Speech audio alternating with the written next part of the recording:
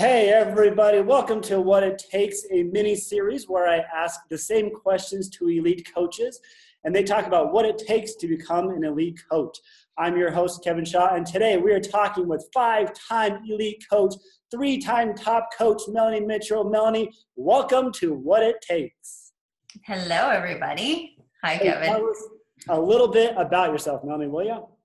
Sure. Okay. So I am, yes, a three-time top coach, and I am a triple 15-star diamond. But more importantly than that, I'm a mom. I've got two little boys, Landon and Bryce, and they're 6 and almost 8, which is hard to believe.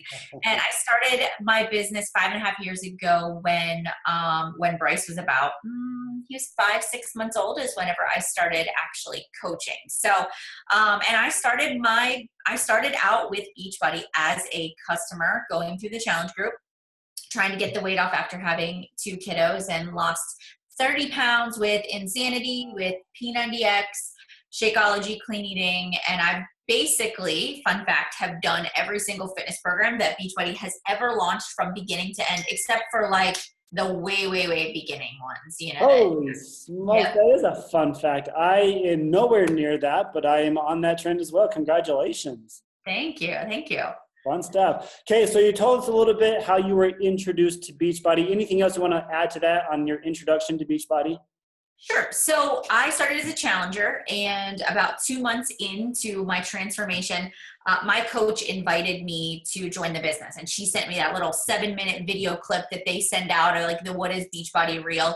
And I watched it, and I can remember sitting on the couch thinking, yeah, this would be kind of cool. And I really loved this support group system and found myself checking in there multiple times a day and really being active in there. And I loved the fact that there was this community of support to plug into, especially as a stay-at-home mom.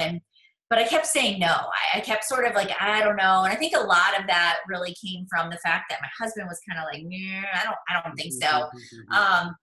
And so the more that she pestered me, and the more she invited me, and she took me out for coffee, and the more I began to really think through, okay, I could really run these challenge groups. That's where it kind of started to come together. So we didn't have a whole lot of money. I had quit my full-time job, and Matt and I were just sort of bare bones, just kind of making it work because I really wanted to stay home.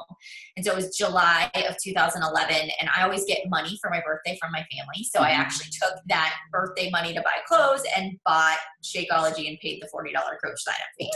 So yeah, crazy. And so I signed up to be a coach, and my husband was livid about the fact that I signed up.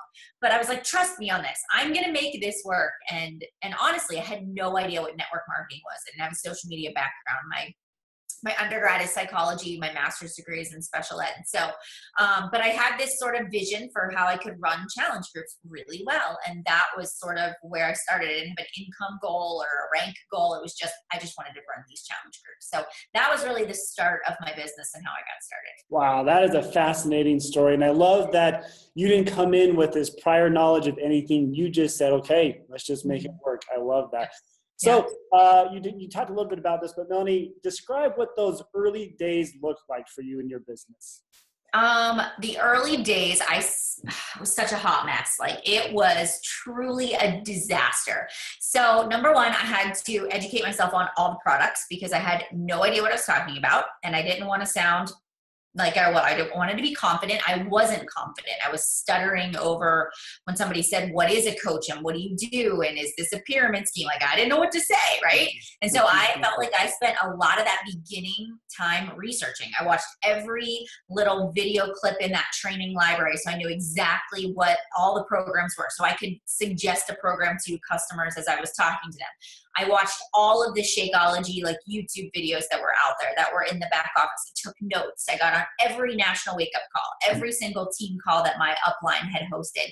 So I spent a lot of time doing those things. But then also social media, I was trying to build up my 3 to 5 posts. I was running at least 1 to 2 challenge groups a month. And I was doing this while having a 6-month-old and a 2-year-old. And so I just remember notebooks and papers and sticky notes everywhere, but it was in my kitchen table and on the kitchen counter. And sometimes I was sitting on the couch. And so I just was kind of like jamming my business into the pockets of free time that I had. And usually that was really early in the morning at nap time or when they went to bed at night. And so I was just kind of fitting it in when I could. Now, did you do all these things because that's what your coach suggested you to do, or is because you initiated that yourself? A little bit of both. Now, 5 years ago, there was no Coach Basics. We didn't have any sort of training program. So I just knew that I needed to run a challenge group, and we had the vital behaviors. But other than that, like, I just knew I needed to invite, and my coach said I needed to post 3 to 5 times a day, that I needed to hit Success Club.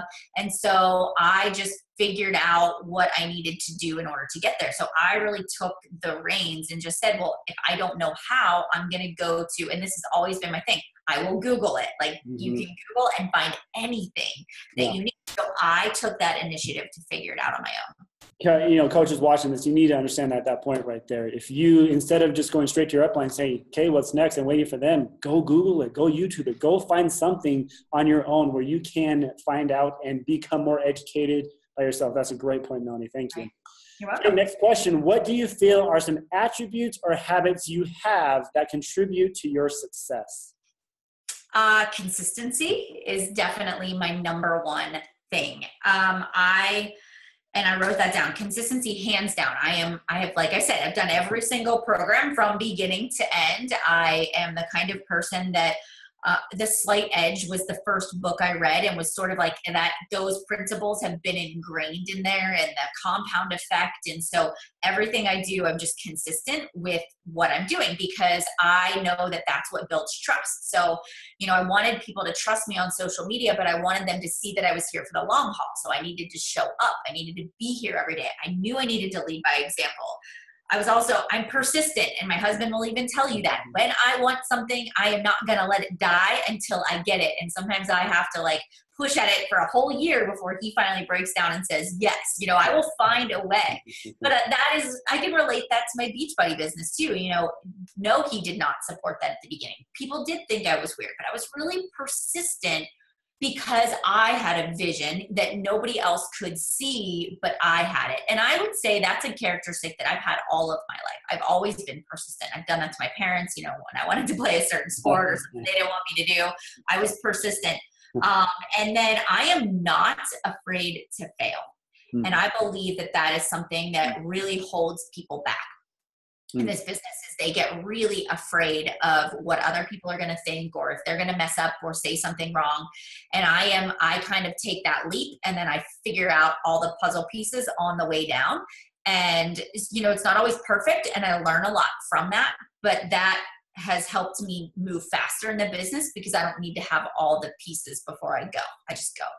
So I think those 3 things are big to my business. Consistent, persistent, and not afraid to fail. I love that. That afraid to fail thing is so true. There's so many coaches out there who they feel like just don't have it together, so they never just do. And it's just time just to start doing. And along the way, learn the lessons. I hate, talking with coaches. I don't want them to try something and then say, well, that sucks, throw it out the window and move on to something else without learning the lesson from that.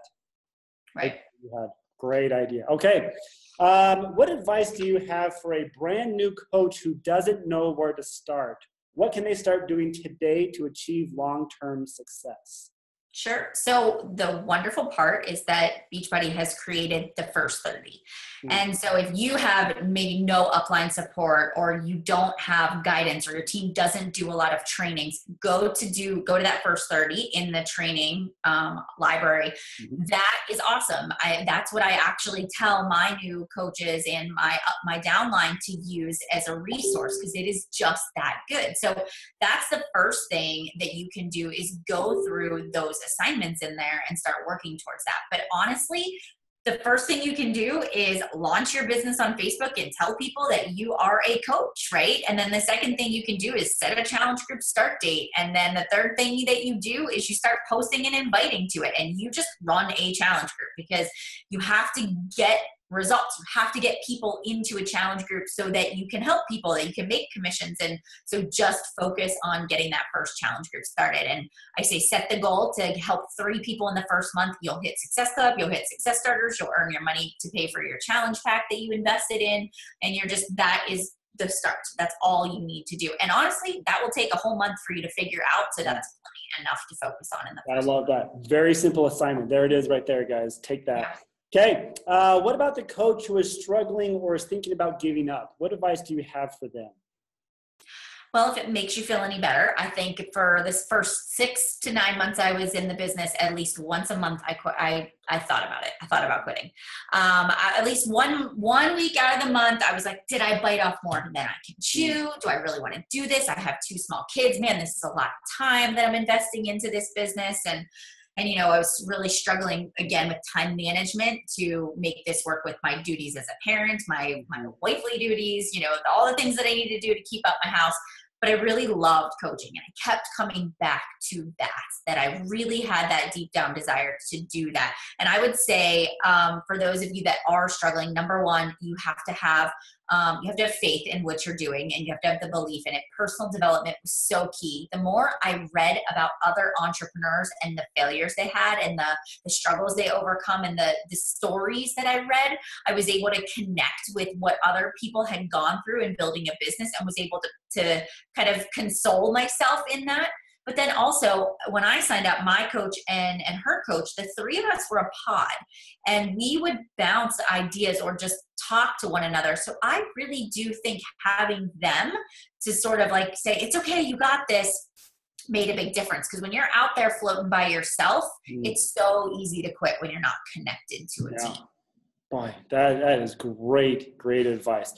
Okay, and last question about advice. What is the best advice you've received regarding your business? The best advice that I've received.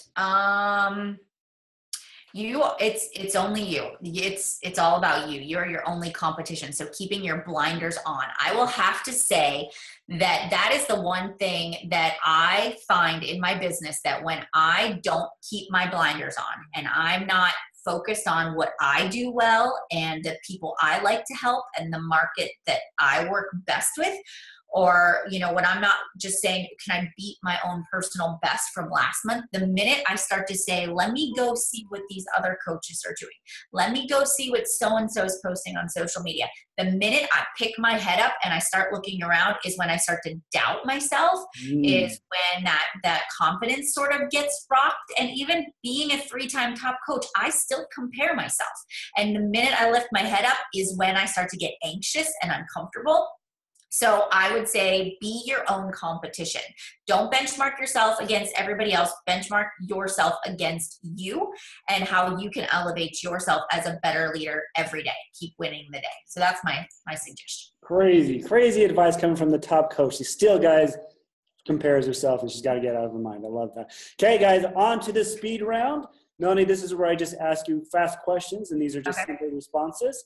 On average, how much time do you spend working your business? Well, I work my business full time. So I definitely put in like a full-time work week. I'd say between 35 and 40 hours a week I work. What's your average SC each month? I had to look this up. I average about 75 Success Club points a month. What percentage of time do you focus on your own business versus your team? I would say, and this is only because I have a huge team. At the beginning, it was like 80% my personal business, 20% my team. And now it's more like 50-40. Like 50% is my team, 40% is my personal business. Very, very interesting. Okay. And what leadership ladder rung are you at right now?